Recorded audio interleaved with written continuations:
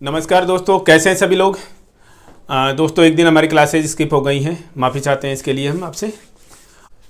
दोस्तों आज के इस सेशन में आपको आरबीसीज का ब्लड का बचा हुआ पार्ट प्लस आपको हिंदी से रिलेटेड एक टॉपिक जिसका एग्जाम के अंदर एक क्वेश्चन पक्का आएगा, आपको लिख करके रख लीजिएगा दोस्तों। शुरू में ही बता देते हैं हम आपको, एग्जाम में हिंदी का एक क्वेश्चन आज के इसी क्लास सेशन से आएगा। दूसरा, रीजनिंग के भी कुछ क्वेश्चन हम यहां पर डिस्कस करने वाले हैं। तो दोस्तों बिना समय गवाए चलिए शुरू करते हैं आज का सेशन ब्लड ग्रुपिंग से। दोस्तों ब्लड ग्रुप पढ़े हम, इससे पहले हमें पता लगना चाहिए कि ब्लड ग्रुप्स जो भी हम पढ़ते हैं सबको पता है दोस्तों कौन कौन से ब्लड ग्रुप्स पढ़ते हैं। A blood group A, blood group B, blood group A B and blood group O. 4 तरीके के ब्लड ग्रुप्स हम पढ़ते हैं दोस्तों। तो इन 4 ब्लड ग्रुप्स, ये 4 ब्लड ग्रुप्स एक्चुअल में आए कहां से, कैसे पता लगा कि ये 4 ब्लड ग्रुप्स होते हैं। एक छोटी सी बात इनके बारे में पता करते हैं, बाद में देखेंगे कि इनसे ज्यादा ब्लड ग्रुप क्यों नहीं होते। दोस्तों blood grouping A B, A B O, जिसे हम एबीओ ब्लड ग्रुपिंग बोलते हैं, कहां से आई, ये यहां से आई दोस्तों। हम पढ़ते हैं यहां पर ब्लड के अंदर क्या, आरबीसीज। आरबीसीज क्या है दोस्तों, एक तरीके की सेल्स हैं और क्या है, डिस्क शेप में है, बाइकॉनकेव है। ये दोस्तों इसकी सेल मेम्ब्रेन है, ठीक है। इसकी इस सेल मेम्ब्रेन की सरफेस पर डिफरेंट टाइप ऑफ क्या होते हैं दोस्तों, प्रोटीन्स होते हैं। क्या होते हैं दोस्तों, प्रोटीन्स होते हैं, जिन्हें हम क्या बोलते हैं, एंटीजेंस। क्या बोलते हैं जिन्हें हम भाई, एंटीजेंस। और इन एंटीजेंस के हिसाब से ही क्या बने हुए हैं हमारे ब्लड में, हमारी बॉडी में ब्लड ग्रुप्स। तो ये ब्लड ग्रुप बने कैसे दोस्तों, ब्लड ग्रुप ए के पर्सन्स में होता क्या है, उनकी आरबीसीज के सरफेसेज पर एंटीजन जो है वो ए होता है, यानी पर्टिकुलर नाम दे दिया दोस्तों। बी ब्लड ग्रुप वाले पर्सन्स की आरबीसीज के सरफेस पर एंटीजन बी होता है। ए बी वाले पर क्या होगा दोस्तों, दोनों नाम आए तो दोनों एंटीजेंस होते हैं। और लुक्स लाइक 0 मतलब कोई एंटीजन नहीं होता। यह सबसे इंपॉर्टेंट चीज आप सबसे पहले समझ लीजिएगा। ये एंटीजेंस डिसाइड कैसे होते हैं, एक जनरेशन से लेकर के दूसरी जनरेशन तक, आगे की जनरेशन तक ये इनहेरिट होते हैं। ये प्रोटीन मॉलिक्यूल्स, ये प्रोटीन एंटीजेंस एक जनरेशन से दूसरी जनरेशन में ब्लड ग्रुप को डिटरमाइन करते हैं और यही एंटीजेंस हैं वो एक्चुअल में ब्लड ग्रुप कहलाते हैं। तो ये छोटी सी चीज आपको पता होनी चाहिए। अब इन ब्लड ग्रुप्स के बारे में हम डिटेल से पढ़ें, उससे पहले में एक छोटी सी चीज और पता होनी चाहिए कि ब्लड ग्रुप क्या है दोस्तों। जैसे हम देखें यहां पर ब्लड ग्रुप ए, इसके अंदर अगर हम एंटीजन की बात करें और एंटीबॉडीज की बात करें, ठीक है, एंटीजन एंड एंटीबॉडी डिटेल में देखते हैं दोस्तों। कोई भी ब्लड ग्रुप जो है उसमें वही एंटीजन है, मतलब वो का वो सेम एंटीजन है। लेकिन एंटीबॉडी की बात करें दोस्तों, यहां पर समरी बता दे रहे हैं ताकि चीजें आपको ऑटोमेटिकली यहीं पर समझ में आ जाएं। किसी भी ब्लड ग्रुप में, एग्जाम्स का रिपीटेड क्वेश्चन है दोस्तों, पर्टिकुलर ब्लड ग्रुप में कौन सा प्रोटीन एंटीजन होता है, कौन सा एंटीजन होता है, या दूसरे तरीके से कैसे पूछ सकता है आपको, ब्लड ग्रुप ए की सरफेस पर, की आरबीसीज की सरफेस पर कौन सा प्रोटीन मॉलिक्यूल होता है, कौन सा एंटीजन होता है, एंटीजन ए।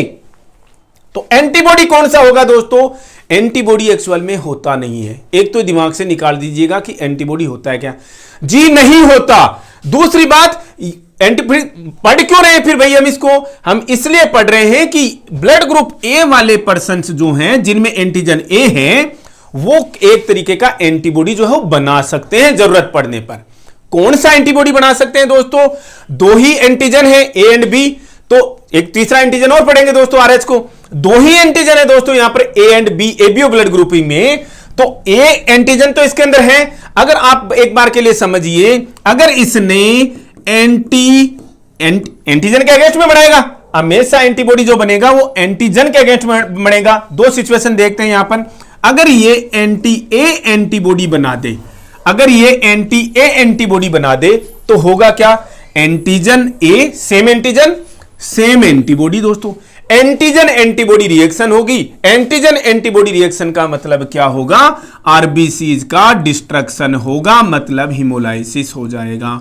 जो ब्लड की इनकॉम्पेटिबिलिटी होती है दोस्तों, वो यही होती है, हिमोलाइसिस होकर के। एक तो चीज आप ये क्लियर कर लीजिएगा कि भाई जिस ब्लड ग्रुप का है, जो ब्लड ग्रुप है उसमें सेम एंटीजन होता है तो, लेकिन एंटीबॉडी होता है क्या? जी नहीं, एंटीबॉडी सेम होते ही तो क्या हो जाएगा? हिमोलाइसिस हो जाएगा। तो एंटीबॉडी क्या होगा? दूसरे तरीके का एंटीबॉडी बना सकता है। कैसा? समझिएगा दोस्तों इस चीज को। कोई भी ब्लड ग्रुप अपने ही टाइप का, अपने एंटीजन टाइप का एंटीबॉडी कभी नहीं बनाता, अपनी एंटीजन टाइप का एंटीबॉडी कभी नहीं बनाएगा। तो किस तरीके का एंटीबॉडी बनाएगा वो? दूसरे तरीके का एंटीजन वाला। दूसरा तरीके का एंटीजन कौन है? एंटीजन बी है। तो ये किस तरीके का एंटीबॉडी बनाता है दोस्तों? एंटी बी एंटीबॉडी बनाएगा। अब कोई रिएक्शन नहीं है आपस में इसके, तो दोस्तों जो आएगा उसके खिलाफ में रिएक्शन करेगा। अगर कोई आ जाता है तो, एंटीजन बी आ जाता है तो, समझ रहे हैं आप इस चीज को दोस्तों। अब आप सोचोगे कि साहब ये एंटीजन ए, एंटीजन बी, और दो तरीके के एंटीजन हमने पढ़े, तीसरे तरीके का हम पढ़ेंगे एंटीजन आरएच। क्या इतने ही तरीके के एंटीजन हैं क्या? बहुत सारे तरीके के एंटीजन हैं दोस्तों, लेकिन ब्लड ग्रुपिंग जो है वो 3 इन्हीं से डिसाइड हो जाती है। और तरीकों में ब्लड की इनकॉम्पेटिबिलिटी नहीं होती, इसलिए हमने केवल एबीओ ब्लड ग्रुपिंग ही पढ़ते हैं। कौन सी? एबीओ ब्लड ग्रुपिंग, जिसके अंदर एंटीजन ए है और एंटीजन बी है। एंटीजन ए, एंटीजन बी, और जो एंटीजन आरएच की हम बात करेंगे, जिसमें होगा या नहीं होगा वो इन्हीं में होता है, वो अलग से नहीं होता। जिनमें आरएच एंटीजन है वो भी उनमें ये इन्हीं ब्लड ग्रुप में से दोस्तों वो है या नहीं है, तो वो इनके साथ में कंबाइंड है। इसके लिए हम इनके अलावा किसी ब्लड ग्रुप को पढ़ने की जरूरत हम नहीं होती। Otherwise protein M, protein N, अलग अलग टाइप के एंटीजन्स और भी होते हैं जिनकी इतनी महत्ता नहीं है। अब हम ब्लड ग्रुपिंग को अगर हम पढ़े तो 2-3 चीजें दोस्तों एक साथ में देख लेते हैं। राम कहानी दोस्तों हम नहीं देखेंगे कि कौन यूनिवर्सल डोनर है, कौन डोनर है, कौन रेसिपिएंट है, किस सिचुएशन में एंटीजन एंटीबॉडी रिएक्शन हो जाती है, किस सिचुएशन में नहीं होगी, कौन यूनिवर्सल डोनर है और कौन यूनिवर्सल रेसिपिएंट है। चलिए देखते हैं बहुत ही सिंपल तरीके से। अब दोस्तों हम यहां पर देखेंगे हर एक तरीके का ब्लड ग्रुप कितने पढ़ते हैं दोस्तों? पहले नंबर पर ब्लड ग्रुप ए, दूसरे नंबर पर ब्लड ग्रुप बी, तीसरे नंबर पर दोस्तों ए बी, और चौथे नंबर पर हम पढ़ते हैं ब्लड ग्रुप ओ। 4 ही तरीके के ब्लड ग्रुप पढ़ते हैं दोस्तों हम, A B and O. Concept समझ लीजिएगा दोस्तों, इसका मतलब ऐसा नहीं आपने रटा हुआ है कि साहब मुझे ये चीजें तो पता है जी, इसके बाद मुझे जरूरत ही नहीं किसी चीज की। देखते जाइएगा हम आपको क्या क्या इंपॉर्टेंट चीजें एग्जाम्स के हिसाब से बताने वाले हैं। ब्लड ग्रुप ए का मतलब क्या है? उसमें कौन सा एंटीजन अवेलेबल है दोस्तों? एग्जाम्स का क्वेश्चन, ब्लड ग्रुप ए की आरबीसी की सरफेस पर कौन सा एंटीजन होता है? चक्कर खा गए दोस्तों, कहीं चक्कर नहीं खाना। जो ब्लड ग्रुप वही एंटीजन, जो ब्लड ग्रुप वही एंटीजन दोस्तों। जैसे हमने शुरुआती क्लासेज में पढ़ा था, जितने नंबर ऑफ प्रोटॉन्स उतनी वही एटॉमिक नंबर ऑफ प्रोटॉन्स वही एटॉमिक नंबर। तो वही दोस्तों ग्रुप का नाम ग्रुप ए, ब्लड ग्रुप ए मतलब एंटीजन ए। अब बात आती है एंटीबॉडी की। एंटीबॉडी भी दोस्तों 2 ही है, anti A and anti B. तो एंटी ए अगर हुआ, जो अभी हमने डिस्कस किया, अगर हम मान लें कि यहां पर अगर मान लीजिए ये एंटी ए एंटीबॉडी बनाता है, पहली बात तो होता नहीं है। बात को दोस्तों दिमाग में रख लीजिएगा कि एनी टाइम घूमता रहता है क्या ब्लड में? जी नहीं, जरूरत होगी तभी एंटीबॉडीज बनती है, अदरवाइज नहीं। लिमिटेड एंटीबॉडीज होती है दोस्तों बॉडी के अंदर, कुछ अलग तरीके की ये एंटीबॉडीज नहीं होती। अगर ये एंटी ए एंटीबॉडी बना रहा होता तो इनका आपस में एंटीजन एंटीबॉडी रिएक्शन होता और हिमोलाइसिस होता। तो इसका मतलब समझ लीजिए कि ये एंटी ए एंटीबॉडी नहीं बनाता। कौन सी एंटीबॉडी बनाता है दोस्तों? ये एंटी बी एंटीबॉडी बनाता है। 2 ही तो है, तो बचा हुआ बनाएगा, एंटी बी एंटीबॉडी बनाएगा। क्लियर है दोस्तों ये चीज? ये 2 चीजें क्लियर है दोस्तों। ब्लड ग्रुप ए के अंदर एंटीजन ए एंटीबॉडी कौन सी बनाएगा दोस्तों? ये एंटी बी एंटीबॉडीज बना सकता है केवल, समझ लीजिएगा, क्लियर होनी चाहिए। ब्लड ग्रुप बी की बात आएगी तो कौन सा एंटीजन होगा? सेम एंटीजन, मतलब एंटीजन बी है, इसीलिए इसका नाम ब्लड ग्रुप बी पड़ा है दोस्तों। एंटीबॉडी कौन सी बनाएगा? अगर हम वापस वही डिस्कस करें, एंटीबॉडी बी बनाए, मान लो ये एंटी बी एंटीबॉडी बनाए, एंटी बी एंटीबॉडी अगर ये बनाए तो दोनों का एंटीजन एंटीबॉडी रिएक्शन होगा। तो क्या होगा एंटीजन एंटीबॉडी रिएक्शन से? हिमोलाइसिस होगा। इसका मतलब सेम कोई भी blood group same kind of antibody नहीं बनाता। सेम काइंड ऑफ एंटीबॉडी नहीं बनाता दोस्तों, कोई भी blood group same type of antibody नहीं बनाता। इसका मतलब सीधी सी बात है, एंटी ए एंटीबॉडी बनाता है। दो ही तो है दोस्तों, एक anti A and anti B. तो ये एंटी ए एंटीबॉडी बनाता है कौन? Blood group B. Blood group B के अंदर antigen B, same antigen, antibody उल्टा, कौन सा? Anti A antibody. समझ जाइए इस चीज को। अब आते हैं ब्लड ग्रुप ए बी पर। ब्लड ग्रुप ए बी का मतलब क्या समझ में आ रहा है दोस्तों? ये ए और बी क्या है? एंटीजन्स है। मतलब इसके अंदर एंटीजन ए भी है, एंटीजन बी भी है। क्लियर से समझिए दोस्तों, जो ब्लड ग्रुप का नाम वही एंटीजन उसके अंदर है। तो ए बी ब्लड ग्रुप के अंदर दोनों के दोनों एंटीजन है। कौन कौन से? एंटीजन ए भी है, एंटीजन बी भी है। अब एंटीबॉडी कौन सा बनाएगा? दो ही एंटीबॉडी है दोस्तों, देखते हैं दोनों का। अगर एंटी ए एंटीबॉडी अगर ये बनाए तो क्या होगा जी? इसके अंदर एंटी ए एंटीबॉडी मान लीजिए अगर ये बनाता तो यहां पर एंटीजन ए है, antigen A anti A antibody क्या होता? एंटीजन एंटीबॉडी रिएक्शन होता, हिमोलाइसिस हो जाता। इसका मतलब नहीं बनाता। अब एंटी बी एंटीबॉडी अगर बनाए तो भी दोस्तों दिक्कत है, यहां पर एंटीजन बी भी प्रेजेंट है। तो एंटीजन बी के साथ में एंटी बी एंटीबॉडी रिएक्शन करके हिमोलाइसिस कर देता।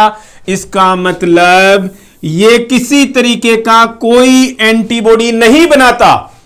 ब्लड ग्रुप ए बी वाला कोई भी ब्लड ग्रुप ए बी जो है वो किसी तरीके का एंटीबॉडी नहीं बनाता। दोस्तों एंटीबॉडी जो है वो एक तरीके का वेपन है, किसके अगेंस्ट में? एंटीजन के अगेंस्ट में। लेकिन यहां पर दोनों एंटीजन है तो दो ही तरीके के एंटीबॉडी से अगर बनाया तो दिक्कत हो जाएगी, हिमोलाइसिस हो जाएगा। इसका मतलब ब्लड ग्रुप ए बी जो है ये अगर किसी से भी ब्लड ले ले तो एंटीबॉडी बनाएगा ही नहीं कोई, किसी तरीके का एंटीबॉडी नहीं बनाएगा तो कोई दिक्कत नहीं है। इसीलिए ये क्या है? यूनिवर्सल रेसिपिएंट है दोस्तों। यूनिवर्सल रेसिपिएंट है, यानी किसी से भी ब्लड ले सकता है। क्यों? क्योंकि एंटीबॉडी नहीं बना सकता। दोस्तों याद तो सब रखते हैं कि ए बी ब्लड ग्रुप जो है यूनिवर्सल रेसिपिएंट है, लेकिन इसका फायदा क्या हुआ? क्यों है जी? ये क्यों है? रीजन ये है क्योंकि ये किसी तरीके का एंटीबॉडी नहीं बनाता। क्यों नहीं बनाता? क्योंकि दोनों एंटीजन्स खुद में अवेलेबल हैं ऑलरेडी। अगर हुए होते तो ऑलरेडी एंटीबॉडी बना रहा होता तो ऑलरेडी एंटीजन एंटीबॉडी रिएक्शन होकर के हिमोलाइसिस हो चुका होता। इसलिए इसको चाहे जो ब्लड ग्रुप आप दे दीजिए, यूनिवर्सल रेसिपिएंट है। ठीक है। चौथे पे आइए दोस्तों, blood group O looks like zero का मतलब इसके अंदर क्या है दोस्तों? जो ब्लड ग्रुप का नाम है वही एंटीजन है ना, तो यहां पर ब्लड ग्रुप का नाम क्या है? ओ है। ओ नहीं है दोस्तों, ये जीरो समझिए आप इसको। इसका मतलब इसके अंदर कोई एंटीजन नहीं होता। कल से इसको ब्लड ग्रुप जीरो मत बोलने लग जाना दोस्तों, हमने समझाने के लिए बताया आपको। ब्लड ग्रुप ओ का मतलब है इसके अंदर कोई एंटीजन है ही नहीं। इसका मतलब कौन सा एंटीबॉडी बना सकता है? दोनों तरीके के एंटीबॉडी बना सकता है। एंटी ए एंटीबॉडी भी बना सकता है, एंटी बी एंटीबॉडी भी बना सकता है। क्यों भाई? रीजन क्यों भाई? क्योंकि कोई एंटीजन है नहीं, इसलिए खुद को तो कोई दिक्कत है ही नहीं। और जब जो अब इसको ये क्या होता है दोस्तों? यूनिवर्सल डोनर है। ये क्या है दोस्तों? यूनिवर्सल डोनर है। अब आप बोलोगे साहब क्यों है? आपसे एग्जाम के अंदर क्वेश्चन पूछ लिया, बहुत कम जगह पर दोस्तों आपको ये चीजें बताई जाएंगी कि blood group O universal donor है। क्यों है? लेकिन reason A B blood group के रेसिपिएंट होने का मतलब क्या था? यूनिवर्सल रेसिपिएंट होने का मीनिंग क्या था? रीजन क्या था? क्योंकि ये कोई भी एंटीबॉडी नहीं बनाता। अब इसका मतलब हम ये बता दें क्या दोनों एंटीबॉडी बनाता है? जी नहीं। हम ये यूनिवर्सल डोनर इसलिए है कि इसके अंदर कोई एंटीजन ही नहीं है, इसलिए यूनिवर्सल डोनर है। कौन? Blood group O. किसी के भी पास जाएगा एंटीजन दोस्तों एक तरीके का क्या है? किसी के घर में घुस रहे हो तो उससे पहले का हथियार है कि सामने वाला आपके खिलाफ में कोई हथियार तैयार रखे कि नहीं रखे। आप एकदम खाली आ जा रहे हो तो दोस्तों दूसरे को नुकसान ही नहीं है। तो एंटीजन का मतलब क्या हुआ? ओ के पास में कोई एंटीजन नहीं है तो किसी के घर भी ये जा सकता है easily. Blood group A B का मतलब क्या था दोस्तों, बेचारा इसके पास में रक्षा के लिए कोई हथियार नहीं है, यानी कोई एंटीबॉडी नहीं है दोस्तों, इसके पास रक्षा अपनी खुद के डिफेंस में हथियार नहीं है दोस्तों इसके पास में, तो इसके घर कोई भी आ जा सकता है, इसका मतलब ये यूनिवर्सल रेसिपिएंट है। समझ गए आप दोस्तों। ब्लड ग्रुप ए के पास में खुद के पास में कोई अपनी रक्षा के लिए क्या नहीं है, एंटीबॉडी नहीं है। अब रक्षा के लिए दोस्तों यहां पर कोई मार तो नहीं ना, ऐसा मत समझिएगा आप। एंटीजन से के अगेंस्ट में रक्षा के लिए कोई एंटीबॉडी है ही नहीं, क्योंकि दोनों एंटीजन खुद लेके बैठा हुआ है, तो ये कुछ एंटीबॉडी बनाता नहीं है, वेपन नहीं है दोस्तों आत्मरक्षा में, तो कोई भी इसके घर में आता है तो इसलिए यूनिवर्सल रेसिपिएंट हो गया। ब्लड ग्रुप ओ जो है दोस्तों, कोई एंटीजन नहीं है, इसका मतलब खुला घूम रहा है, इससे किसी को खतरा नहीं है दोस्तों, हाथ में ये कोई हथियार नहीं रखता किसी को मारने के लिए, तो क्या होता है दोस्तों, खुला घूम रहा है। खुला घूम रहा है मतलब किसी को भी किसी के घर भी जा सकता है, किसी के घर भी जा सकता है, इसका मतलब ये थोड़ी ना कि खुद के घर में आ जाने देगा वो। तो दोस्तों वो चीजें भी अभी हम पढ़ लेते हैं। डोनेशन की बात करते हैं, एज ए डोनर की बात करते हैं दोस्तों। Blood group A as a donor काम करेगा तो क्या होगा दोस्तों, खुद क्या लेकर के जाएगा, एंटीजन लेकर के जाएगा। एग्जैक्टली समझिए ना दोस्तों, एंटीजन कौन सा लेके जाएगा, एंटीजन ए लेकर के जाएगा। तो दूसरा किसके घर में जा सकता है दोस्तों, जो अगर उसके घर में नहीं जा सकता, अब आप यहां से समझिएगा, उसके घर में नहीं जा सकता जो एंटीबॉडी बनाता है, एंटीबॉडी बनाने वाले के घर नहीं जा सकता। अब देखो एंटीबॉडीज कौन कौन बना रहे हैं, ब्लड ग्रुप ए बना रहा है क्या, जी नहीं बना रहा, तो ब्लड ग्रुप ए के घर में जा सकता है, यानी ब्लड ग्रुप ए जो है ए को दिया जा सकता है। बी के घर में जा सकता है क्या दोस्तों, एंटीबॉडी बनाता है, नहीं जा सकता दोस्तों, तो ब्लड ग्रुप बी को यह नहीं दिया जा सकता। ब्लड ग्रुप ए बी को दिया जा सकता है क्या दोस्तों, देखना शर्त क्या है दोस्तों, एज ए डोनेशन जो भी एंटीबॉडी बनाएगा उसके घर में नहीं जा पाएगा। ब्लड ग्रुप ए बी को एंटीबॉडी बना रहा है, एंटीबॉडी कोई एंटीबॉडी नहीं बनाता दोस्तों, इसलिए इसके घर में चला जाता है आराम से। क्या ओ के घर में जा पाएगा क्या दोस्तों, नहीं जा पाएगा, देखो एंटीबॉडी बनाता है इसलिए इसके घर में भी नहीं जा पाएगा।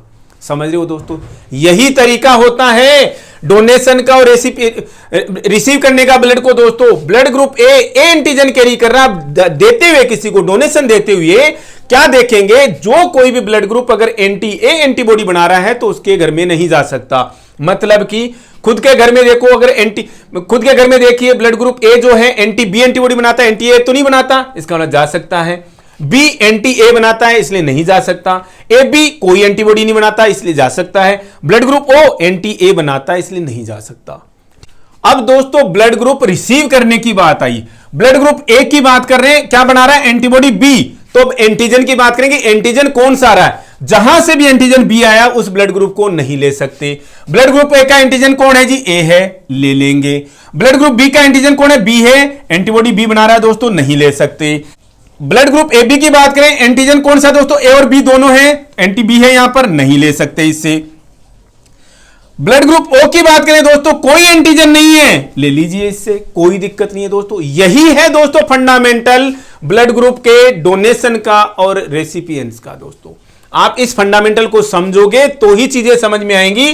जो ब्लड ग्रुप वही एंटीजन, लेकिन एंटीबॉडी कौन सा बनाएगा, अपोजिट वाला, अगेंस्ट वाला, क्योंकि दो ही एंटीबॉडी है, blood group A antibody B. ठीक है, डोनेशन की बात करेंगे दोस्तों, एज ए डोनर की बात करेंगे तो दोस्तों खुद क्या लेकर के जा रहा है, एंटीजन ए लेकर के जा रहा है। जो भी एंटीबॉडी बना रहा है, सेम एंटीबॉडी बना रहा है, उसको डोनेट नहीं कर सकते दोस्तों। डायग्राम में आपको अच्छे से आपको इस लीनियर डायग्राम में अच्छे से चीजें समझ में आ जा रही हैं। इसके अलावा दोस्तों ये क्वेश्चन तो चलो पूछता नहीं, सब बच्चे समझ जाते हैं इन चीजों को, किसको दिया जा सकता है किसको नहीं दिया जा सकता। दो इंपॉर्टेंट चीजें दोस्तों यहां पर क्या है, blood group A B universal recipient क्यों है, blood group O universal donor क्यों है दोस्तों। Blood group O universal donor इसलिए है क्योंकि इसके पास में कोई एंटीजन नहीं है। Blood group A B universal recipient क्यों है, क्योंकि ये किसी तरीके का एंटीबॉडी नहीं बनाता। समझिएगा दोस्तों, क्रॉस वाले O blood group universal donor क्यों, ये दोस्तों एंटीजन नहीं है इसके पास में। ए बी रेसिपिएंट क्यों, क्योंकि कोई भी एंटीबॉडी नहीं बनाता। चीजें सिंपल हैं दोस्तों, समझ में आनी चाहिए। हर एक ब्लड ग्रुप का एंटीजन जो कहां पर होता है, आरबीसीज की सरफेस पर होता है। एग्जाम्स का ये भी बहुत इंपॉर्टेंट क्वेश्चन है। आपसे कोई पूछ ले कि क्या कोई ब्लड ग्रुप अपने ही तरीके की एंटीबॉडी बनाता है क्या, जी नहीं बनाता, कभी नहीं बनाता। अपनी तरीके की एंटीबॉडी, जैसे एंटीजन ब्लड ग्रुप ए वाला है जिसके अंदर एंटीजन ए है, अपनी तरीके की एंटीबॉडी बनाने लग जाए, यानी एंटीबॉडी ए बनाने लग जाए तो क्या होगा, एंटी ए एंटीबॉडी बनाने लग जाए तो क्या हो जाएगा, हिमोलाइसिस होगा। क्यों, एंटीजन एंटीबॉडी रिएक्शन होगी। तो ऐसा कभी नहीं होता है, समझिएगा। अब एक चीज समझते हैं दोस्तों, रिसर्च फैक्टर वो भी एक तरीके का एंटीजन ही है। रिसर्च फैक्टर का नाम सुना है दोस्तों आपने। रिसर्च का मतलब क्या है, ये RH हम इसका लेते हैं। रिसर्च का RH दोस्तों हम लेते हैं, बंदर में से डेरिवेट हुआ था दोस्तों, हमने बंदर में पता लगा था सबसे पहली बार, उसमें नहीं जाएंगे ये हम। RH यानी कि रिसर्च फैक्टर का मतलब RH एंटीजन, ठीक है। रिसर्च फैक्टर का मतलब क्या दोस्तों, RH एंटीजन। रिसर्च फैक्टर में कौन सा एंटीजन है, RH एंटीजन। ये भी एंटीजन दोस्तों, ब्लड ग्रुप वाले एंटीजन सब सारे के सारे कहां पर हैं, RBCs की सरफेस पर ही है, वापस ध्यान रखिएगा। अब दूसरी बात, रिसर्च फैक्टर RH एंटीजन कितने लोगों में होता है, कितने लोगों में नहीं होता, ये भी इंपॉर्टेंट चीजें हैं दोस्तों। 85% लोगों के अंदर होता है, 15% लोगों के अंदर नहीं होता। जिनके अंदर होता है उन्हें हम RH पॉजिटिव बोल देते हैं, जिनके अंदर नहीं होता उन्हें हम RH निगेटिव बोल देते हैं। ये लिखने का तरीका है इनका। 85% लोग RH पॉजिटिव होते हैं, 15% जो लोग हैं वो दोस्तों RH निगेटिव होते हैं। और ये AB इन चारों ब्लड ग्रुप्स के साथ में ही होता है, या तो होता है उनमें या नहीं होता दोस्तों। अलग से ब्लड ग्रुपिंग का कोई सिस्टम ये नहीं है, सेपरेट नहीं है। अब एक चीज समझिएगा दोस्तों, यहां पर हमने पहला केस डिस्कस किया 85% लोगों का। ये इनके अंदर RH एंटीजन क्या होता है, RH एंटीजन क्या है दोस्तों, प्रेजेंट है। क्या है जी, प्रेजेंट है, क्लियर है। इन केसेज में क्या होता है, RH एंटीजन क्या है जी दोस्तों, एब्सेंट है, क्लियर। अब यहां पर समझिएगा, इसकी भी कोई एंटीबॉडी होती है क्या अलग से, जी होती है दोस्तों। RH एंटीजन प्रेजेंट वाले लोगों में अगर ये समझ लो कि अब एंटीबॉडी क्या होती है इसके अगेंस्ट की, एंटी RH एंटीबॉडी, राइट, यही होगी दोस्तों antibody.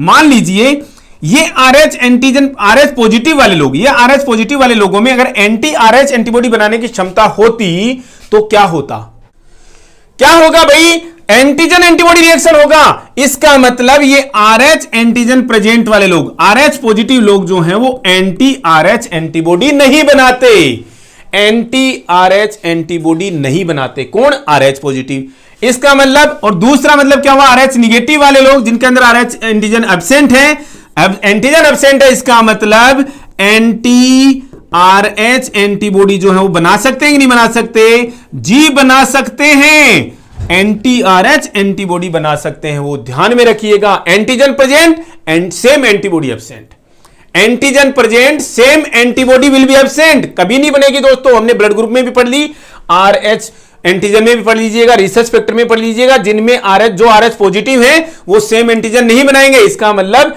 Anti RH antibody absent है, जो RH निगेटिव है वो एंटीबॉडी बना सकते हैं क्योंकि एंटीजन तो है नहीं, तो एंटी RH एंटीबॉडी बना सकते हैं। प्रेजेंट नहीं होती है दोस्तों, बना सकते हैं वो, ध्यान रखिएगा इस चीज को, हम बार बार बोल रहे हैं। कोई ये सोचे कि जो एंटीजन प्रेजेंट है उसके दूसरी वाली एंटीबॉडी प्रेजेंट होती है, जी नहीं, प्रेजेंट नहीं होती, वो जरूरत पड़ने पर बना सकते हैं। कब बनाते हैं दोस्तों, एक तरीके से देखा जाए तो RH एंटीबॉडी वाली बात, एंटी RH एंटीबॉडी कब बनती है दोस्तों, RH इनकॉम्पेटिबिलिटी में दोस्तों हम ब्लड ग्रुप क्रॉस मैच कराते हैं, अगर वो ठीक से नहीं हुआ या देखने में गलती होगी दोस्तों, एडमिनिस्ट्रेशन में गलती होगी, तो RH इनकॉम्पेटिबिलिटी में आपने ठीक से देखा नहीं और ब्लड ट्रांसफ्यूजन शुरू कर दिया, तो क्या होगा, एंटीबॉडी बनेगी। मान लीजिए RH निगेटिव को RH पॉजिटिव ब्लड दे दिया तो क्या होगा, RH पॉजिटिव से क्या आ गया, एंटीजन आ गया। कौन सा एंटीजन आ गया, एंटीजन RH आ गया जी। ये तो निगेटिव था, इसका मतलब एंटीजन आ गया, तो निगेटिव वाला क्या बना सकता है, एंटी RH एंटीबॉडी बना सकता है, एंटी RH एंटीबॉडी बना सकता है, और वो बनाएगा तो क्या होगा, इनकॉम्पेटिबिलिटी होगी, हिमोलाइसिस होगा। समझिएगा दोस्तों। दूसरे किन केसेज में दोस्तों, प्रेगनेंसी केसेज में देखते हैं दोस्तों, जब फादर पॉजिटिव है, मदर जो है RH निगेटिव है, और इनका जो बेबी है, इनवोम जो बेबी है वो क्या, फीटस जो है वो क्या हो गया, RH पॉजिटिव हो गया। तो ऐसे केसेज में ऐसे केसेस में डिलीवरी के समय में कुछ ब्लड सेल जो आरबीसी जो है वो मदर के ब्लड में चली जाती है। डिस्कस करते हैं दोस्तों उस समय में क्या होता है, एक्चुअल में कोई डिजीज भी होती है क्या सबसिक्वेंट प्रेगनेंसीज में, तो उसको हम यहां पर डिस्कस करने वाले हैं, जो कि बहुत इंपॉर्टेंट टॉपिक है दोस्तों। RH इनकॉम्पेटिबिलिटी से रिलेटेड हम एक डिजीज का डिस्कशन करने वाले हैं यहां पर, एरिथ्रोब्लास्टोसिस फीटलिस और HDN का मतलब हीमोलाइटिक डिजीज ऑफ न्यूबॉर्न। क्या होता है दोस्तों हीमोलाइटिक डिजीज ऑफ न्यूबॉर्न या एरिथ्रोब्लास्टोसिस फीटलिस में? क्या होता है, मान लीजिए अगर फादर जो है उसमें उसकी आरबीसीज में RH एंटीजन प्रेजेंट है, मतलब आरबीसीज की सरफेस पर RH एंटीजन, ये RH एंटीजन इसकी सरफेसेस पर अवेलेबल है। मदर ऐसी है जिसकी सरफेस पर आरबीसीज की सरफेस पर कोई एंटीजन नहीं है, तो वो क्या है, RH निगेटिव है, फादर RH पॉजिटिव है। और उनका जो फीटस है वो इनहेरिटेड फ्रॉम फादर का जो RH एंटीजन है जो बच्चे में आया है, इसका मतलब ये RH पॉजिटिव है। ऐसे केसेस के अंदर जनरली क्या होता है दोस्तों, बताएंगे दोस्तों आज की डेट में इससे बचने के लिए क्या किया जा रहा है। बहुत इंपॉर्टेंट क्वेश्चन एग्जाम्स का। ऐसी सिचुएशंस में क्या होगा, और तो कोई दिक्कत नहीं है दोस्तों, बच्चे का ब्लड बच्चे में है, मदर का ब्लड मदर में है, एक्सचेंज नहीं होता, अदरवाइज तो बच्चे का ब्लड जो है वो मदर के अंदर जाकर के ऑलरेडी ये RH एंटीजन मदर में चले गए होते। ऐसा होता है क्या? जी नहीं होता। क्यों? बीच में जो प्लेसेंटा है वो बैरियर का काम करता है। इस प्लेसेंटा के थ्रू कुछ एंटीबॉडी जरूर आ जा सकते हैं, लेकिन यह नहीं आ पाएगा कि बच्चे की आरबीसी जो है वो मदर के अंदर चली जाए। लेकिन होता क्या है दोस्तों, डिलीवरी के समय में प्लेसेंटा रिमूवल के समय में, प्लेसेंटा की डिलीवरी के समय में, प्लेसेंटा की डिलीवरी के समय में क्या होता है दोस्तों, प्लेसेंटा के अंदर बच्चे का ब्लड है क्या? जी है दोस्तों। और फीटल ब्लड की फीटल आरबीसी जो है कुछ जो है वो कहां चली जाती है, फीटल आरबीसीज हैं, और ये कहां चली जाएंगी दोस्तों, ये मदर की आरबीसीज में चली जाती हैं। समझिएगा दोस्तों। लेकिन डिलीवरी ऑफ प्लेसेंटा के समय में क्या होगा, फीटल आरबीसी जो है वो मदर की आरबीसीज में आ गई, मतलब मदर के ब्लड में आ गई है। मदर के ब्लड के अंदर आने का मतलब क्या हुआ, मदर का ब्लड है दोस्तों, ये मदर के ब्लड के अंदर आ गई। हुआ क्या, कोई दिक्कत हुई क्या? जी, फीटस की आरबीसीज पे एंटीजन RH प्रेजेंट है, RH पॉजिटिव है वो, इसलिए उसकी आरबीसीज पर RH एंटीजन प्रेजेंट है। बच्चा तो अलग हो गया दोस्तों, बच्चे की डिलीवरी हो गई, बच्चे को फिलहाल कोई नुकसान है क्या? जी कोई नुकसान नहीं है। दिक्कत आगे होने वाली है। क्या दिक्कत होने वाली है? फीटल आरबीसी जो मदर के अंदर चली गई, उन आरबीसीज के ऊपर क्या था, RH एंटीजन प्रेजेंट था। मदर क्या है दोस्तों, RH निगेटिव है, इसका मतलब RH एंटीजन नहीं है। लेकिन RH एंटीजन के अगेंस्ट में क्या बना सकती है, एंटी RH एंटीबॉडी बना सकती हैं। क्या हमेशा बनाएंगी क्या? जी नहीं, तभी बनाएंगे जब इसके ब्लड में कभी RH पॉजिटिव ब्लड आ गया क्या? जी आ गया दोस्तों, कुछ आरबीसीज आ गई, कुछ आरबीसीज आ गई दोस्तों। आने से क्या हुआ, इसके मदर के ब्लड के अंदर ये RH एंटीजन आ गया, तो मदर के ब्लड ने मदर ने क्या बनाया दोस्तों, एंटी RH एंटीबॉडी बना दी। एंटी RH एंटीबॉडी बना करके दोस्तों इनको तो डिस्ट्रॉय कर दिया। क्या कर दिया दोस्तों, इन फीटल आरबीसीज को क्या कर दिया, डिस्ट्रॉय कर दिया। क्यों करती है, इनको खत्म करने के लिए, थोड़ी सी थी दोस्तों, खत्म कर दिया दोस्तों उनको। मदर को कोई दिक्कत हुई? जी कोई दिक्कत नहीं हुई।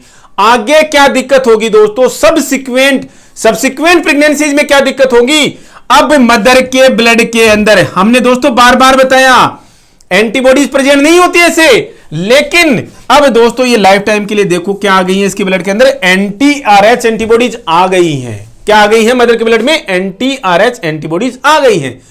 अब अगर लेटर ऑन प्रेगनेंसी में अगेन क्या हुआ, ये RH पॉजिटिव बच्चा है, RH एंटीजन इस बच्चे में है दूसरी प्रेगनेंसी में दोस्तों, और मदर क्या है, मदर वही है, बच्चा दोस्तों वही RH पॉजिटिव आ गया दूसरा बच्चा, क्या होगा, एंटीबॉडीज क्रॉस कर सकती हैं, ब्लड सेल्स तो क्रॉस करती नहीं है। ये मदर की एंटीबॉडीज कौन सी, एंटी RH एंटीबॉडी जो है वो प्लेसेंटा को क्रॉस करते हुए कहां जाएंगी, फीटस के ब्लड में जाती हैं, फीटस के ब्लड में जाती हैं। क्या होगा दोस्तों उससे? ये anti Rh antibodies, anti Rh antibodies foetus के ब्लड के अंदर क्या है? एंटीजन आरएच है, एंटीजन आरएच और एंटीजन एंटी आरएच एंटीबॉडीज दोनों आपस में रिएक्शन करके क्या करेंगी दोस्तों? हिमोलाइसिस करेंगी। या तो बच्चे की इनवूम डेथ हो जाएगी या बच्चा सीवियर एनीमिया से ग्रस्त होकर के बर्थ होगा दोस्तों बच्चे का। जो बर्थ होगा, जिस बच्चे की डिलीवरी होगी वो सीवियर एनीमिया से ग्रसित रहेगा, सीवियर एनीमिया से सफर कर रहा बच्चा होगा। समझिएगा दोस्तों क्या बताया हमने यहां पर? जो बच्चा यहां पर आरएच पॉजिटिव था, आरएच निगेटिव मदर का, फादर को एक बार छोड़ दीजिए दोस्तों, क्यों देख लिया हमने जनरेशन में कैसे आया ये आरएच पॉजिटिव बच्चा, आरएच निगेटिव मदर।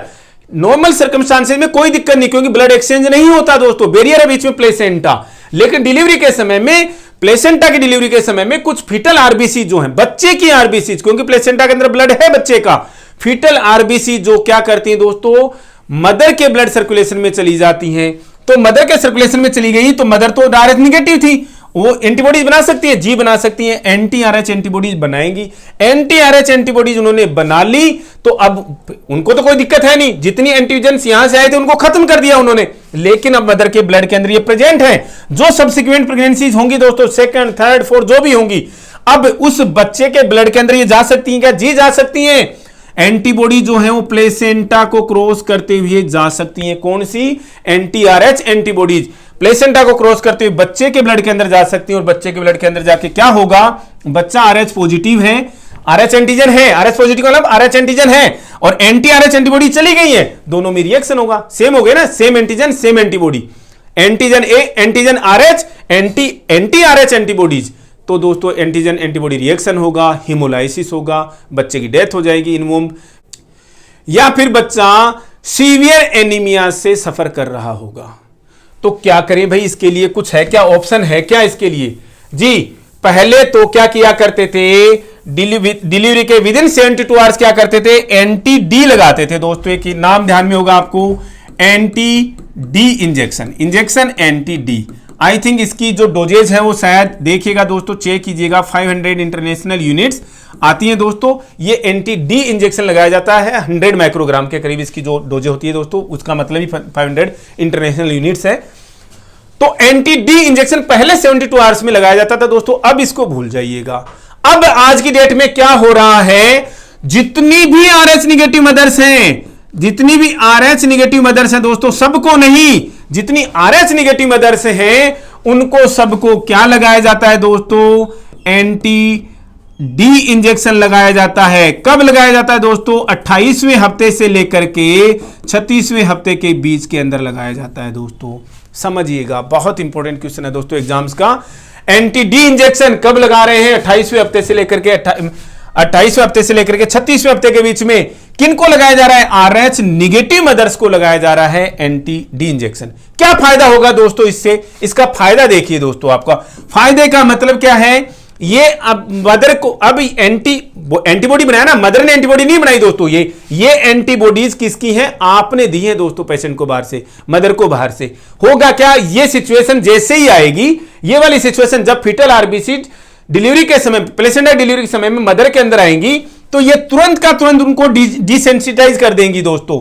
उनको क्या कर देंगी? जो भी फीटल आरबीसीज आई उनके ऊपर क्या था? आरएच एंटीजन था। अब मदर के ब्लड के अंदर ऑलरेडी क्या है? ये आरएच एंटीबॉडी प्रेजेंट है दोस्तों। कौन सी वाली? शॉर्ट टर्म के लिए जो RH antibodies, anti Rh antibodies present है और इनको डिसेंसिटाइज कर देंगी दोस्तों। बात वही खत्म हो गई। सब्सिक्वेंट डिलीवरीज में मदर की कोई एंटी आरएच एंटीबॉडीज नहीं बनी, मदर की कोई एंटी आरएच एंटीबॉडीज नहीं बनी और ना वो प्लेसेंटा के थ्रू बच्चे में जाएंगी, नेक्स्ट बच्चे में जाएंगी, बच्चा सेफ रहेगा। समझ में आई दोस्तों बात? जो चीज समझ में नहीं आ रही दोस्तों, वीडियो को रिवाइज करके आप देख सकते हैं। अब दोस्तों हम थोड़ा सा WBCs के बारे में पढ़ेंगे, WBCs के बारे में पढ़ेंगे, ग्रेन्युलोसाइट्स के बारे में पढ़ेंगे और उसके बाद में हम हिंदी का कुछ सेक्शन देखेंगे, बहुत इंपॉर्टेंट, जो हमने डिस्कस किया था अभी एग्जाम क्लास शुरू होने से पहले, कि आज हम हिंदी का एक ऐसा चैप्टर देखने वाले हैं, बहुत छोटा सा दोस्तों, जिससे 1 नंबर का क्वेश्चन आपको DSSS में 100% देखने को मिलेगा दोस्तों आपको। WBCs का मतलब दोस्तों व्हाइट ब्लड सेल्स। दूसरा नाम क्या है दोस्तों इनका? ल्यूकोसाइट्स। क्या नाम है भाई इनका? ल्यूकोसाइट्स। नंबर ध्यान है दोस्तों इनका नॉर्मल कितना भाई 4000 से 11000 नंबर है पर क्यूबिक मिलीमीटर ऑफ ब्लड।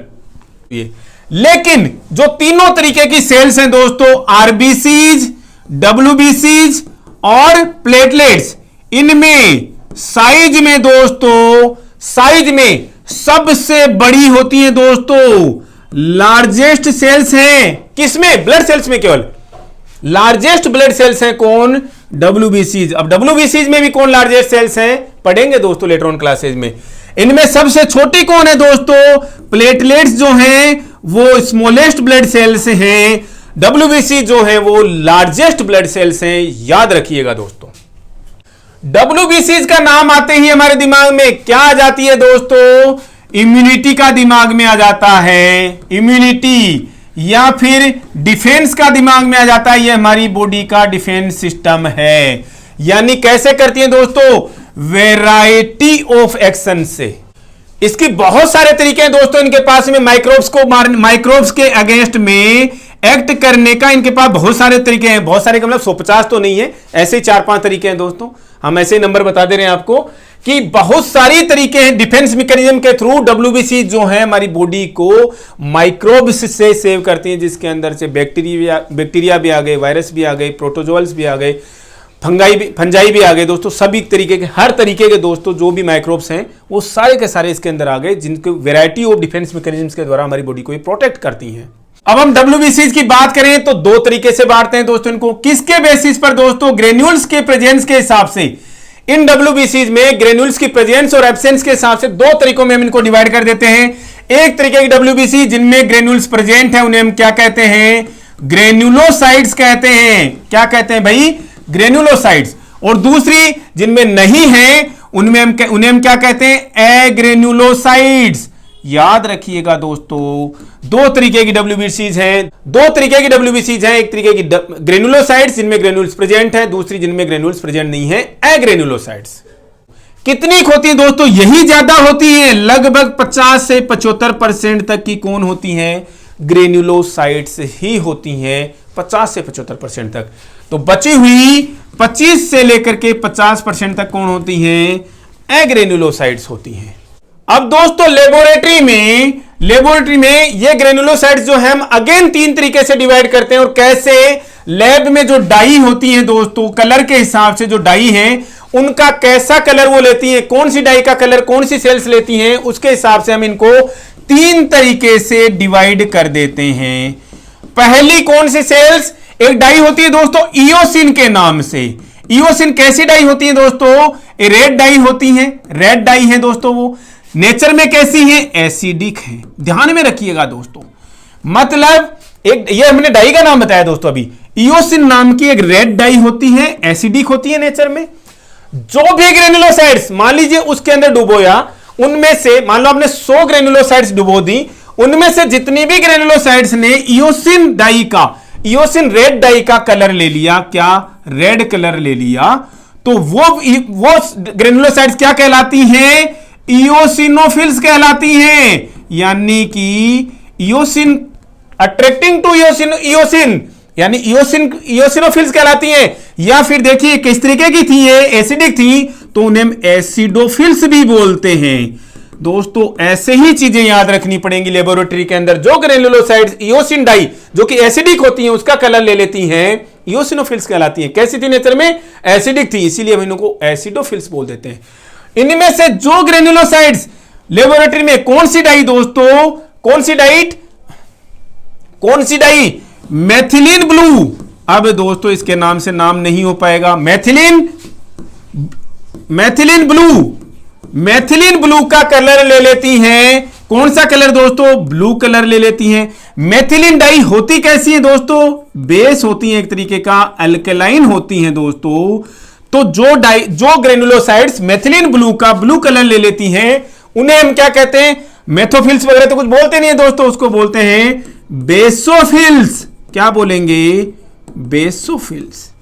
इसके अलावा तीसरी जो होती हैं वो दोनों का कलर लेकर के, दोनों डाइज से कलर लेकर के कैसा कलर ले लेती हैं दोस्तों? पर्पल कलर ले लेती हैं। न्यूट्रल है मतलब एक तरीके की, दोनों डाइज का कलर ले लेती हैं और पर्पल कलर दिखती हैं, मतलब क्या कहलाती हैं दोस्तों?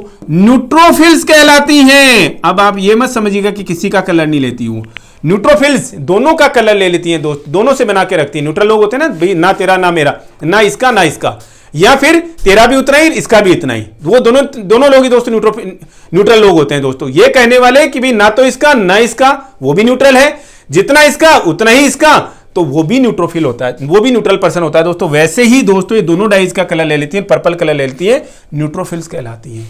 आई होप समझ में आ रहा होगा दोस्तों आपको ये चीजें। अब नेक्स्ट क्लास में दोस्तों हम इओसिनोफिल्स और बेसोफिल्स और न्यूट्रोफिल्स इनके बारे में डिटेल से डिस्कस करेंगे कल हम। अब बचे हुए सेशन में हम क्या देखेंगे दोस्तों? आज हिंदी का एक बहुत इंपॉर्टेंट क्वेश्चन जो कि आपको DSSB 2022 में 100% देखने को मिलेगा। बच्चे बोलते हैं सर आप ये 100% कैसे बोलते हो जी? तो एग्जाम के बाद ही में बात कर लेंगे दोस्तों कैसे बोलते हैं, ठीक है? हम नहीं बनाने वाले पेपर।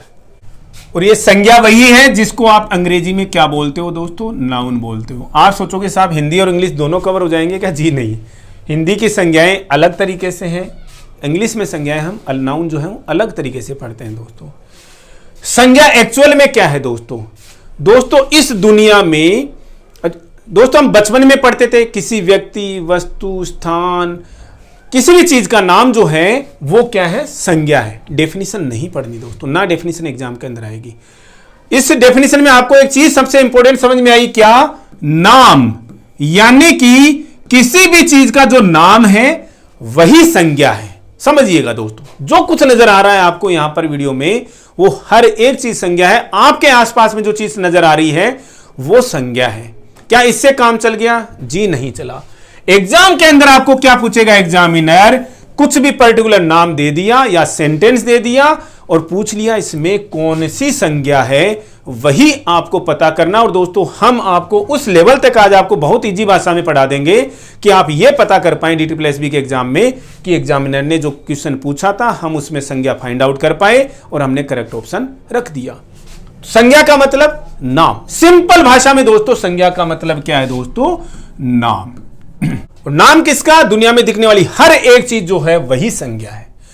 अब दोस्तों एग्जाम्स में आपको जो एग्जामिनर पूछेगा 3 तरीके की संज्ञाएं, कौन कौन सी दोस्तों?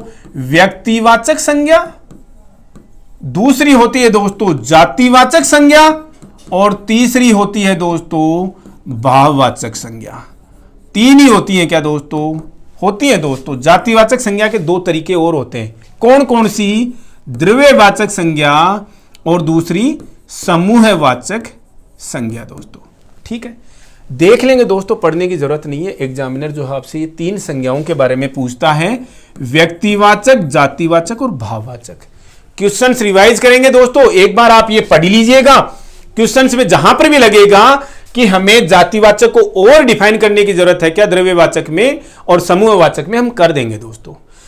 व्यक्तिवाचक संज्ञा क्या है दोस्तों और जातिवाचक संज्ञा क्या है दोस्तों? हम दोनों को डिफरेंस से डिफाइन करेंगे दोस्तों। हम यहां पर कोई डेफिनेशन वगैरह नहीं बताने वाले दोस्तों। डिफरेंस देखिएगा दोस्तों दोनों के अंदर कि कौन सी संज्ञा व्यक्तिवाचक है और कौन सी संज्ञा जो है वो जातिवाचक संज्ञा है। दोस्तों व्यक्ति का मतलब समझते हो दोस्तों आप इंग्लिश के अंदर? इंडिविजुअल। व्यक्ति का मतलब आदमी नहीं दोस्तों, इंडिविजुअल, एक आदमी, ठीक है ना? जाति का मतलब दोस्तों ये नाम से ही जाति दोस्तों हम किसी कास्ट की बात नहीं कर रहे हैं। जाति का मतलब यहां पर क्लियर कट किसी समूह से है, यानी ग्रुप्स की बात हो रही है दोस्तों। यानी इस पर्टिकुलर कैटेगरी की बात कर रहे हैं, बड़ी कैटेगरी दोस्तों, एक इंडिविजुअल एक बड़ी कैटेगरी। समझिएगा दोस्तों, हम साइंटिफिक तरीके से समझाएंगे दोस्तों आपको ये चीजें कि संज्ञा जो हम साइंस पढ़ा रहे हैं तो ऑब्वियस सी बात है दोस्तों हम साइंटिफिक तरीके से ही पढ़ाएंगे। व्यक्तिवाचक संज्ञा का मतलब इंडिविजुअल, जातिवाचक संज्ञा का मतलब समूह, ग्रुप। आप बोलोगे सर समझ नहीं आया, कोई बात नहीं, क्यों टेंशन ले रहे हो दोस्तों। व्यक्तिवाचक संज्ञा आपको यह एहसास कराएगी कि हम किसी सिंगुलर पर्सन के बारे में बात कर रहे हैं। यह हिंदी में इंग्लिश नहीं चलेगा, लेकिन जरूरी है दोस्तों। समझना है तो ये हिंदी में इंग्लिश लाना ही पड़ेगा, क्योंकि हमारी दैनिक भाषा में, हमारी डेली लाइफ में इंग्लिश इतनी ज्यादा घुस चुकी है हमारी लाइफ में, हमारे डीएनए में, उसके बिना में हमें समझ में नहीं आएगा। सिंगुलर, सिंगुलर मतलब दोस्तों हम एक ही चीज के बारे में बात कर रहे हैं, प्लूरल के बारे में बात नहीं कर रहे, सिंगुलर चीज के बारे में बात कर रहे हैं। जातिवाचक संज्ञा का मतलब हमें वो ये एहसास कराएगी कि किसी ना किसी हम प्लूरल ऑब्जेक्ट के बारे में बात कर रहे हैं। इसका मतलब कहीं से ये नहीं है दोस्तों कि वहां पर प्लूरल लिखा हुआ आएगा, आपको देखना पड़ेगा कि ये प्लूरल का एहसास करा रही है या आपको सिंगुलर चीज का एहसास करा रही है। व्यक्तिवाचक संज्ञा में दोस्तों जब भी कोई नाम आएगा तो घूम फिर करके हम किसी एक ही व्यक्ति पर, एक ही चीज पर आकर के टिक जाएंगे दोस्तों, किसी एक सिंगल चीज पर आकर के हम टिक जाएंगे। लेकिन जब जातिवाचक संज्ञा को आएगी तो वो हमें किसी ग्रुप का एहसास कराती रहेगी दोस्तों। यहीं पर बात आई ना, ये सिंगुलर एहसास कराएगी, सिंगुलर यानी सिंगल चीज का एहसास कराएगी, ये हमें प्लूरल चीज का एहसास कराएगी दोस्तों। व्यक्तिवाचक संज्ञाएं दोस्तों जरूरी नहीं है, लेकिन टेम्पररी हो सकती हैं। ये क्या हो सकती है दोस्तों? टेम्पररी यानी परमानेंट नहीं है, लेकिन दोस्तों ये जातिवाचक संज्ञा जो है हमेशा परमानेंट है। अभी दोस्तों ये सारी की सारी चीजें हम एग्जांपल्स के साथ में समझाएंगे तो अच्छे से समझ में आएंगी आपको। व्यक्तिवाचक संज्ञाएं इंडिविजुअल का एहसास कराती हैं, ग्रुप का एहसास कराती हैं। व्यक्तिवाचक संज्ञाएं दोस्तों हमें टेम्पररी का एहसास कराएंगी कि ये टेम्पररी होती हैं, मतलब ये टेम्पररी हो सकती है, जरूरी नहीं कि लाइफ लॉन्ग चले। लेकिन जातिवाचक संज्ञाएं दोस्तों परमानेंट एक चीज और समझ लीजिएगा दोस्तों, इसके बाद में हम आपको एग्जांपल्स के साथ में समझाएंगे। व्यक्तिवाचक संज्ञाओं के नाम में चेंज कर सकते हैं दोस्तों, नेम चेंज पॉसिबल है दोस्तों इनका, ठीक है ना, नेम चेंज पॉसिबल है, इनका नेम चेंज कभी भी पॉसिबल नहीं है। यहीं से शुरुआत करते हैं दोस्तों, नेम चेंज से ही दोस्तों। योगी जी दोस्तों पिछले 5 साल में पूरे फॉर्म में है। योगी जी, माननीय योगी जी, माननीय महाराज जी श्री आदित्यनाथ योगी जी भारत राष्ट्र के एक बहुत ही बड़े राज्य के माननीय मुख्यमंत्री हैं, और उन्होंने अपने शासनकाल में मीन्स जो 5 साल का शासनकाल उनका पूरा होने जा रहा है, 5 महीने और बच रहे हैं, उन्होंने कई नाम परिवर्तन किए हैं। किसका नाम परिवर्तन किया है दोस्तों? उन्होंने लगभग शहरों के नाम परिवर्तित किए हैं दोस्तों। कुछ रेलवे स्टेशन के भी नाम परिवर्तित कर दिए गए हैं, लेकिन वो रेलवे मिनिस्ट्री के साथ में कोऑर्डिनेट करके किया गया है। उन्होंने बहुत सारे शहरों के नाम चेंज किए हैं दोस्तों, और उन्होंने शहरों के नाम चेंज किए हैं। इसका मतलब दोस्तों देखो, नेम चेंज पॉसिबल, इसका मतलब जिनका भी नाम चेंज पॉसिबल है, जिनका भी नाम चेंज पॉसिबल है, वो सारी की सारी चीजें दोस्तों व्यक्तिवाचक हैं। अखबार दोस्तों भरा हुआ देखते हो आप, नाम परिवर्तन, हिंदी के नाम में क्या, हिंदी के अखबार में क्या लिखा हुआ आता है दोस्तों? नाम परिवर्तन। मैं फलाना व्यक्ति, पुत्र श्री फलाना व्यक्ति आज के बाद में इस नाम से पहचाना जाऊं, नाम चेंज करा लिया दोस्तों। व्यक्तिवाचक संज्ञाओं का नाम परिवर्तन पॉसिबल है दोस्तों, जातिवाचक संज्ञा का नाम परिवर्तन पॉसिबल नहीं है। कैसे दोस्तों? यहीं से पढ़ें। मान लीजिए योगी जी ने किसी शहर का नाम चेंज किया, मान लीजिए उन्होंने किसी शहर का नाम चेंज करके क्या रख दिया? हरिनगर रख दिया दोस्तों, हरिनगर। ठीक है दोस्तों, वो तो किसी शहर का नाम था, इसलिए वो क्या था? व्यक्तिवाचक संज्ञा था। लेकिन दोस्तों शहर खुद क्या है? शहर शब्द लिखा हुआ आ गया तो कोई वो संज्ञा तो है जी, संज्ञा है। कौन सी संज्ञा है? शहर तो बहुत सारे हैं दोस्तों, सीकर भी है, जयपुर भी है, जोधपुर भी है, अलीगढ़ भी है, मद्रास भी है, कोलकाता भी है दोस्तों। तो शहर तो दोस्तों एक बड़ी रेंज है, इसका मतलब बड़ा ग्रुप है, इसका मतलब वो जातिवाचक संज्ञा है। तो यहां पर शहर पर्टिकुलर का नाम तो आपने बदल दिया, मान लीजिए किसी शहर का नाम बदल करके आपने हरिनगर कर दिया। जैसे गुड़गांव जो हुआ करता था, हरियाणा का एक जो शहर है, हरियाणा राज्य का एक शहर है दोस्तों गुड़गांव, ठीक है दोस्तों। उन्होंने उस गांव का नाम जो है, गांव तो नहीं है दोस्तों, बड़ा शहर है, देश की टेक सिटी है, टेक है दोस्तों। वो गुड़गांव का नाम बदल करके खट्टर साहब ने क्या कर दिया दोस्तों? गुरुग्राम कर दिया। इसका ना देखो, गुड़गांव शहर का नाम है, जितने भी शहरों के नाम है दोस्तों सारे के सारे व्यक्तिवाचक संज्ञाएं हैं, लेकिन नाम परिवर्तन कर दिया। यस, नाम परिवर्तन पॉसिबल है, व्यक्तिवाचक संज्ञा है। लेकिन चूंकि वो एक शहर है, शहर को हम कल से क्या बोलने लग जाएं? राज्य बोलने लग जाएं, पॉसिबल है क्या दोस्तों? या देश बोलने लग जाए किसी शहर को, पॉसिबल है क्या? बोलने लग जाए, वो बन जाए कोई पर्टिकुलर शहर, वो एक अलग बात है, राज्य या शहर या देश, लेकिन उसको शहर जो नाम है, एक्चुअल में शहर जो नाम है, उसको हम क्या राज्य या देश के नाम से बोल सकते हैं क्या? जी नहीं बोल सकते। जाति के नाम में परिवर्तन कभी भी पॉसिबल नहीं है। जातिवाचक संज्ञा के नाम में परिवर्तन कभी भी पॉसिबल नहीं है दोस्तों। व्यक्तिवाचक संज्ञा के नाम में परिवर्तन पॉसिबल है। अब दोस्तों आपको इतनी सारी चीजें हमने बता दी।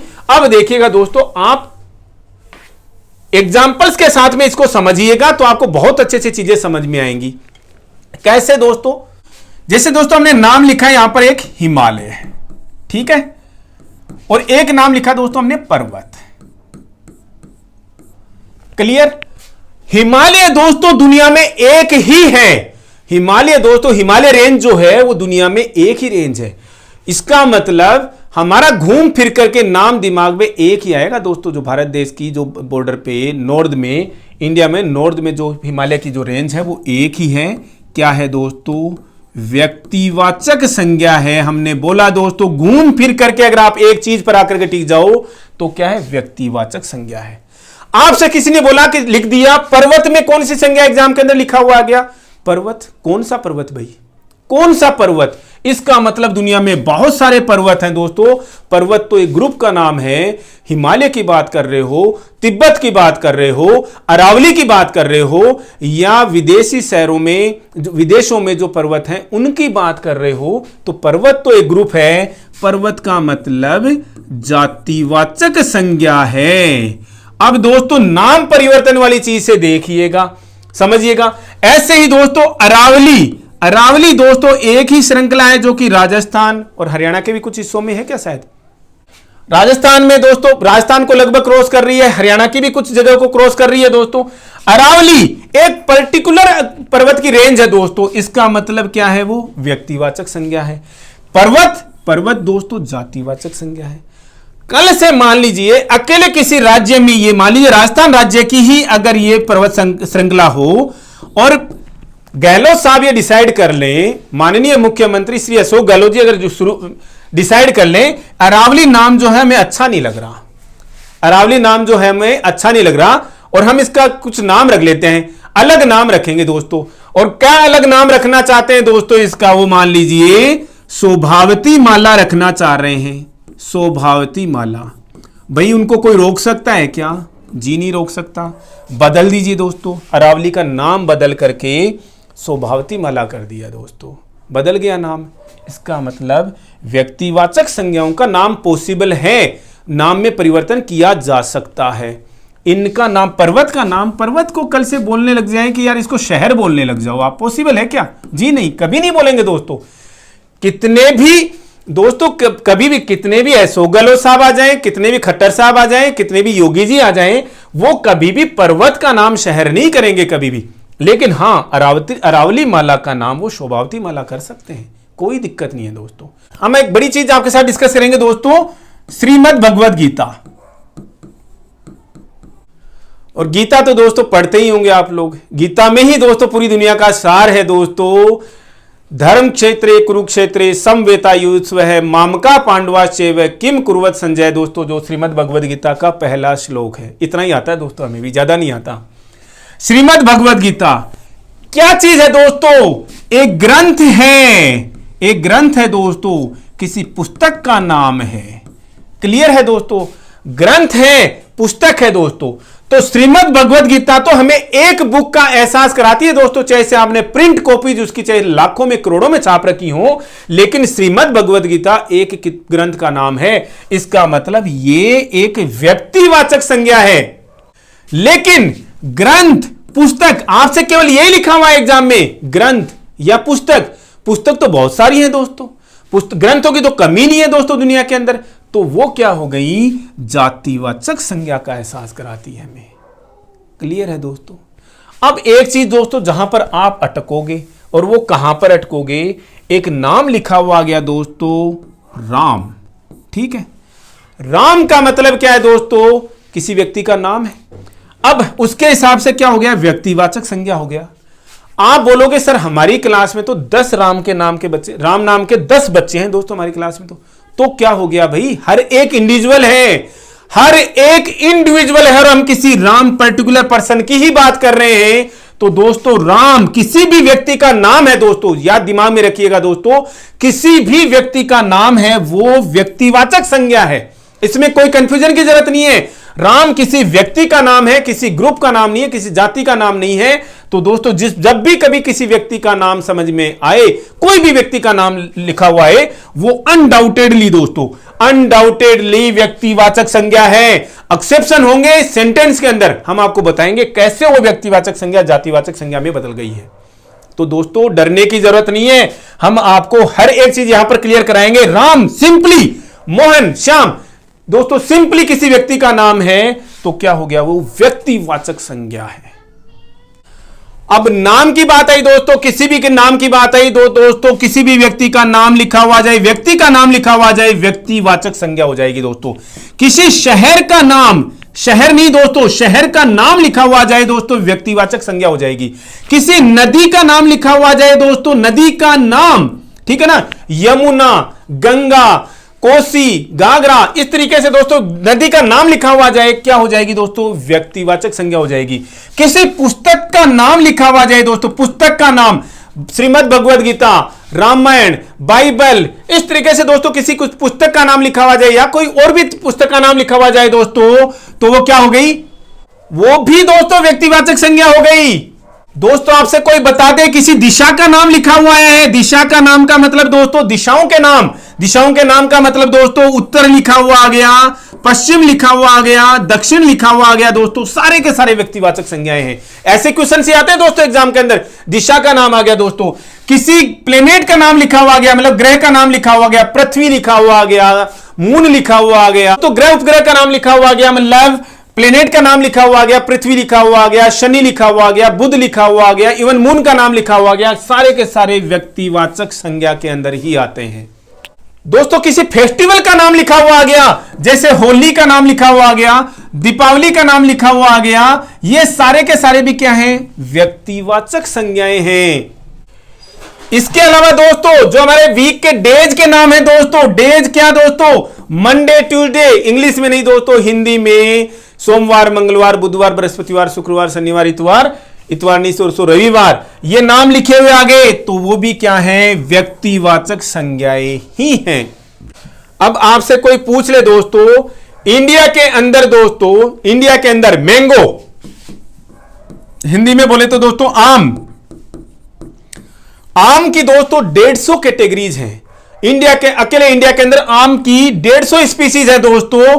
तो आम एक बड़े ग्रुप का नाम है, इसलिए वो जातिवाचक संज्ञा होगी दोस्तों, किसी चीज का नाम नहीं है दोस्तों। नाम किसी चीज का नाम एहसास करा रहा है दोस्तों आपको ये, लेकिन उसकी भी कैटेगरीज हैं। अल्फांसो होगा, लंगड़ा होगा दोस्तों, केसरी होगा, केसर होगा, तो सुंदरी होगा, तो उसी के हिसाब से दोस्तों फिर वो क्या होगा, व्यक्तिवाचक संज्ञा होगा। अदरवाइज तो आम क्या है दोस्तों, जातिवाचक संज्ञा है। समझ के रखिएगा दोस्तों आप इसको, आम क्या है, जातिवाचक संज्ञा है।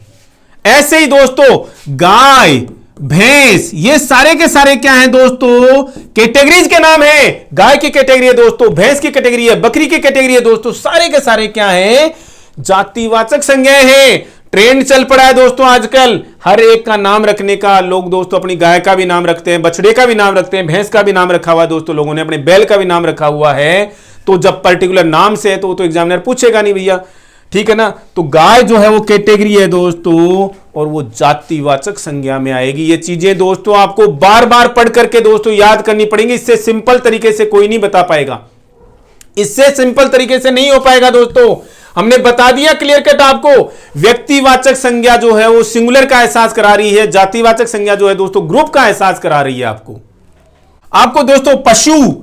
पशु की बात करें दोस्तों, सारे सारे कैटल्स आ गए दोस्तों, उसमें भी फिर गाय बकरी जो है दोस्तों वो भी अपन क्या हो गए, व्यक्तिवाचक हो गए क्या, जी नहीं हुए दोस्तों, वो भी क्या है अभी तक जातिवाचक ही हैं। नेता, नेता दोस्तों किस तरीके के नेता की बात कर रहे हो दोस्तों? ईमानदार नेता की बात कर रहे हो या सबसे ईमानदार नेता की बात कर रहे हो? दो तरीके के नेता हैं दोस्तों इंडिया के अंदर, एक ईमानदार, दूसरे सबसे ज्यादा ईमानदार, तीसरी कोई कैटेगरी नहीं दोस्तों इंडिया के अंदर। तो किस नेता की बात कर रहे हो दोस्तों? तो बहुत सारे नेता हैं, ग्रुप है दोस्तों, क्या है? जातिवाचक संज्ञा है।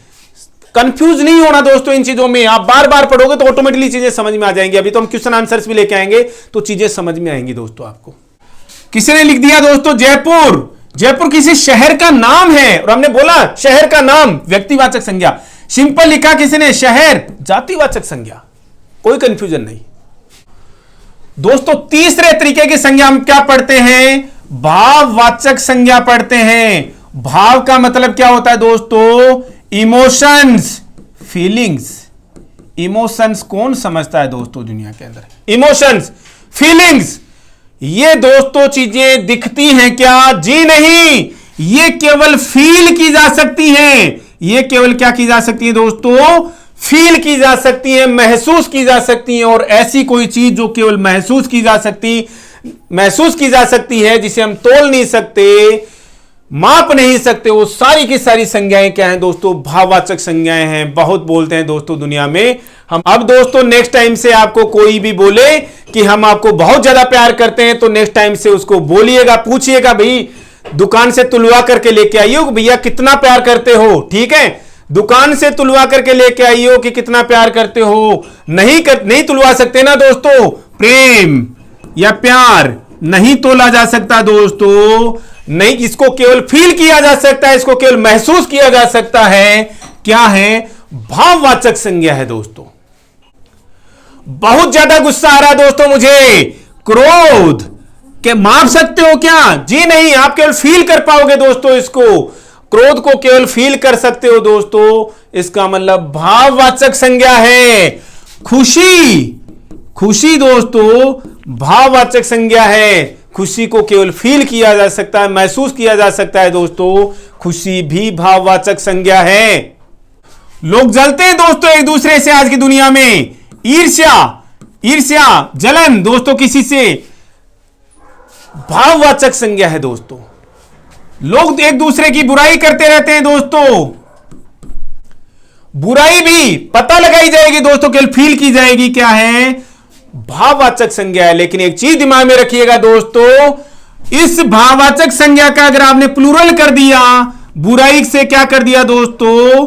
बुराइयां कर दिया, तो ये क्या बन जाएगी दोस्तों? जातिवाचक संज्ञा बन जाएगी। याद रखिएगा दोस्तों, अगर आपने बुराई यानी जो कि भाववाचक संज्ञा थी, अगर आपने इसका प्लूरल बना दिया तो क्या बन जाएगी? ये जातिवाचक संज्ञा बन जाएगी। इसके अलावा दोस्तों, इसके अलावा भी आप चीज देखिए दोस्तों, मानव हमने पढ़ा था। मानव का मतलब दोस्तों बड़ा ग्रुप है, होमोसेपियंस। इंसान का जो साइंटिफिक नेम है दोस्तों होमोसेपियंस, यानी कि एक तरीके से जातिवाचक संज्ञा है, लेकिन इसका जो कैरेक्टर है, ह्यूमैनिटी है, जिसको हिंदी में बोलते हैं मानवता, ये क्या है दोस्तों? फील की जा सकती है, केवल महसूस की जा सकती है। भाववाचक संज्ञा है दोस्तों, मानवता। वकील दोस्तों, अब एग्जाम्स के अंदर ऐसे भी क्वेश्चंस आते हैं, जातिवाचक संज्ञा से भाववाचक संज्ञा बनाइए। वकील दोस्तों क्या है? बड़ी कैटेगरी है, मतलब ये जातिवाचक संज्ञा है।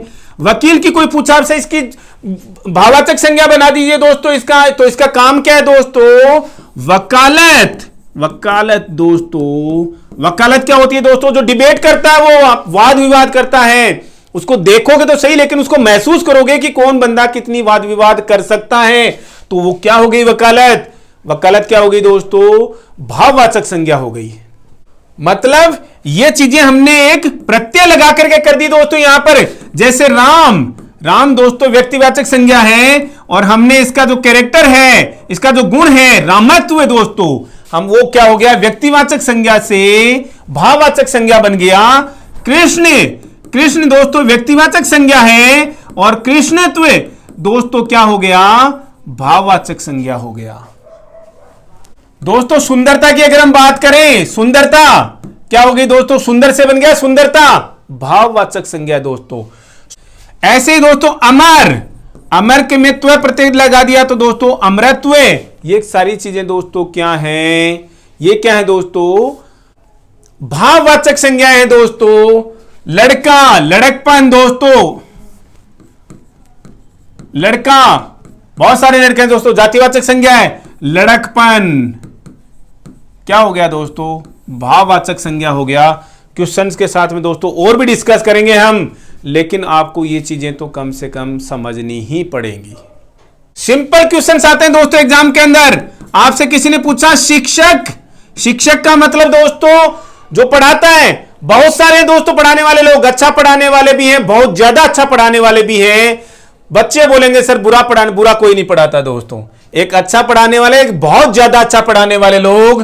तो शिक्षक बहुत बड़ी कैटेगरी है दोस्तों। क्या हो गया, जातिवाचक संज्ञा हो गई दोस्तों, क्या शिक्षक। चिकित्सक की बात करें तो किस डॉक्टर की बात कर रहे हैं, पर्टिकुलर किसी का नाम नहीं लिखा है, बड़ी कैटेगरी का नाम लिखा है। चिकित्सक मतलब क्या हो गया दोस्तों, जातिवाचक संज्ञा हो गया। क्लियर है दोस्तों। यही चीजें जो हैं आपको एग्जाम्स के हिसाब से याद करनी है। इस सिंपल तरीके को दोस्तों एक बार समझ लीजिएगा, बहुत इजी हो जाएगा दोस्तों। संज्ञा से आने वाला क्वेश्चन बहुत सिंपल क्वेश्चन आएगा दोस्तों, लेकिन एक बार कम से कम आप कॉन्सेप्ट तो समझिएगा, इजी है। बहुत ज्यादा लेंदी सेशन हो गया दोस्तों आज का, यहीं पर रोकेंगे आज के सेशन को। मिलेंगे नेक्स्ट अपडेट के साथ बहुत ही जल्दी। Thank you, thanks a lot for watching video.